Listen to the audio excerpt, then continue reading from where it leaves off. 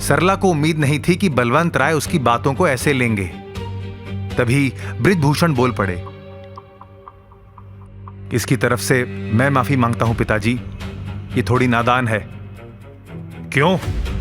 क्या ये 12 साल की बच्ची है और इसके लिए तुम्हें माफी मांगने की कोई जरूरत नहीं है। इतना बोलकर बलवंत राय एक बार फिर सरला से सवाल करते हुए बोले, हां तो बताओ बहू, इसके लिए शिप्रा कैसे जिम्मेदार है? यह सुनकर सरला इधर उधर देखने लगी, लेकिन बलवंत राय इस बात को इतनी आसानी से जाने देने वाले नहीं थे। उन्होंने दोबारा सरला पर दबाव डालते हुए पूछा, बोलो, तुम जवाब क्यों नहीं दे रही? शिप्रा इसके लिए जिम्मेदार कैसे है? जब सरला को लगा कि वो इस सवाल से पीछा नहीं छोड़ा सकती, तो वो बोली, आज जो मुख्तार हमारे परिवार का दुश्मन बना बैठा है, वो शिप्रा की वजह से ही तो है। अगर ये उसके भाई को जेल नहीं भिजवाती तो आज ये नौबत नहीं आती। तो फिर तुम्हारे हिसाब से शिप्रा को उस परिस्थिति में क्या करना चाहिए था? बलवंत राय ने दोबारा सवाल दागते हुए पूछा। सरला ने दबी हुई आवाज में जवाब दिया, जेल तो नहीं भिजवाती, हम शरीफ लोग हैं, ऐसे बदमाश लोगों से नहीं भिड़ सकते, इसीलिए ऐसे लोगों से तो बच के ही रहना चाहिए ना। बलवंत राय कुछ पल सरला को देखते रहे, फिर बोले, अच्छा मान लो शिप्रा की जगह तुम्हारी बेटी युविका होती और जैसे शिप्रा को मुख्तार का भाई परेशान कर रहा था, वैसे ही युविका को परेशान किया जाता, दिन दहाड़े कहीं भी उसके साथ छेड़छाड़ की जाती, तो क्या तब भी तुम्हारा जवाब यही होता? बलवंत राय के सवाल पर सरला फिर से बगले झांकने लगी। उसे कोई जवाब नहीं सूझ रहा था। सरला की इस हरकत को देख बलवंत राय बोले, जब अपने बच्चे पर बात आई तो जवाब देते नहीं बन रहा। तुमसे अच्छी तो वो चींटी होती है जो झुंड में रहती है, और एक पर भी आफत आए तो पूरा झुंड उस दुश्मन पर टूट पड़ता है, ये परवाह किए बिना कि उसके जीवन का अंतिम पल भी हो सकता है। इतना बोलकर बलवंत राय चुप हो गए और घरवालों की प्रतिक्रिया देखने लगे। किसी को उम्मीद नहीं थी कि बलवंत राय सरला के लिए इतने कड़े शब्दों का प्रयोग करेंगे। वहां उपस्थित किसी के मन में शिप्रा के खिलाफ कुछ चल भी रहा था, तो अब वो बाहर नहीं आने वाला था। तभी बलवंत राय ने गंभीरता से बोलना शुरू किया। यहां सबको एक साथ इकट्ठा करने का कारण यह था कि हम किसी एक निष्कर्ष पर पहुंचे कि ये परिवार एकजुट होकर बाहर के दुश्मन से कैसे निपटे।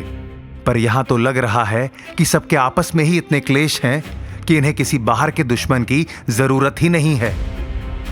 इतना कहकर बलवंत राय कुछ पल रुके, एक नजर सबको देखा और फिर बोले, परिवार का मतलब होता है कि आपके आपस में कितने ही मतभेद क्यों ना हो, पर जब किसी बाहर के दुश्मन से लड़ने की बात आती है तो उस समय अपने सारे मतभेद भुलाकर एक होकर उस दुश्मन से लड़ना चाहिए। पर क्या हमारा परिवार ऐसा कर पाएगा? मुझे तो नहीं लगता। इतना कहकर वो अपनी जगह से उठ खड़े हुए और झुंझलाकर बोले, अरे जिस वक्त एक दूसरे का सहारा बनना चाहिए, उस वक्त एक दूसरे पर दोषारोपण करने में लग गए। इस चिंता में लग गए कि इसके कारण मुझे कोई नुकसान ना हो जाए। तुम सबको क्या लगता है मैं तुम सबके मन की बातें नहीं जानता? पर मैंने सोचा था कि शायद इस मुश्किल वक्त में एक परिवार की तरह इससे निपटने का प्रयास करेंगे। अब उनकी आवाज पहले से भी दृढ़ हो गई।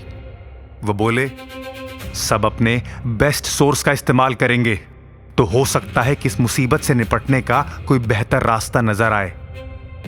पर लगता है मैंने ही तुम सबको लेकर गलत सोच पाल रखी थी। बाबूजी की इस भारी भरकम स्पीच के बाद पूरे हॉल में सन्नाटा छा गया, ऐसा कि अगर सुई भी गिरे तो उसकी भी खनक साफ सुनाई दे जाए। तभी बलवंत राय अपना फैसला सुनाते हुए बोले, अब मेरी बात ध्यान से सुनो सब लोग। जिसको भी लगता है कि इस मुसीबत से निपटने में कोई रोल प्ले कर सकता है या अपनी पॉजिटिव राय दे सकता है, वो ही यहां रुके, बाकी सब यहां से जा सकते हैं। यह सुनकर किसी ने भी वहां से हिलने का प्रयास नहीं किया, सभी अपनी जगह पर बैठे रहे।